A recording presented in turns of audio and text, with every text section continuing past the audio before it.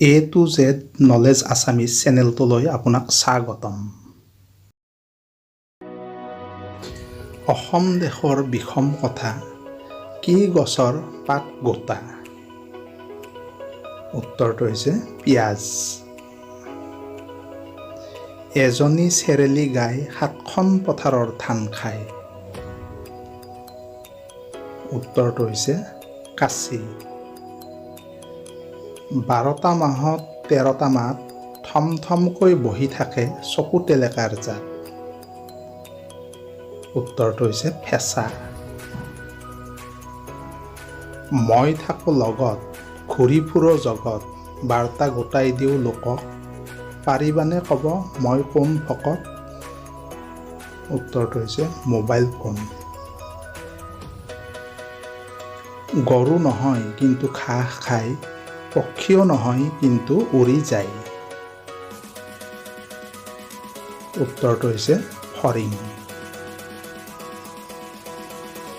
জিভাৰে চেলেকি যায় তিনিৰ মাজত সদায়, মানুহক দিয়েহি জীয়াই থকাৰ উপায়। উত্তৰটো হৈছে নাঙল। ডিঙি নাই মূৰ নাই জলচৰী বাই, এবাহ পোৱালি দি নিজে মৰি যায়। উত্তৰটো হৈছে কেঁকোৰা।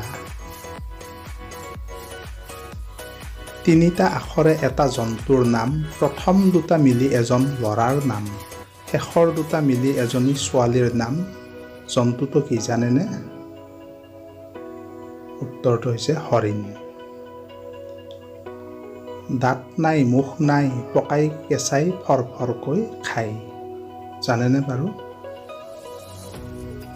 উত্তৰটো হৈছে জুই। সেইটো কি যিটো বাঢ়ি গৈ থাকে আৰু কেতিয়াও কমাব নোৱাৰি? উত্তৰটো হৈছে বয়স। সেইটো কি বাৰু যিটো মাহত এবাৰ আহে কিন্তু 24 ঘণ্টাৰ পাছত গুচি যায়? উত্তৰটো হৈছে তাৰিখ। জুইত ফুটে পানীত মৰে, সেই বস্তু সকলোৰে ঘৰে ঘৰে। উত্তৰটো হৈছে নিমখ। কি হয় সেইটো যিটো আপোনাৰ ওচৰত যিমান বেছিকৈ থাকে সিমানেই আপুনি চকুৰে নেদেখা হৈ পৰে? উত্তৰটো হৈছে আন্ধাৰ। ধন্যবাদ বন্ধুসকল, ভিডিঅ'টো সম্পূৰ্ণকৈ চোৱাৰ বাবে। যদি ভিডিঅ'টো ভাল লাগিছে তেনেহ'লে এটা লাইক কৰিব, কমেণ্ট কৰিব, আনলৈ শ্বেয়াৰ কৰিব, লগতে আমাৰ চেনেলটো ছাবস্ক্ৰাইব কৰিব। ধন্যবাদ।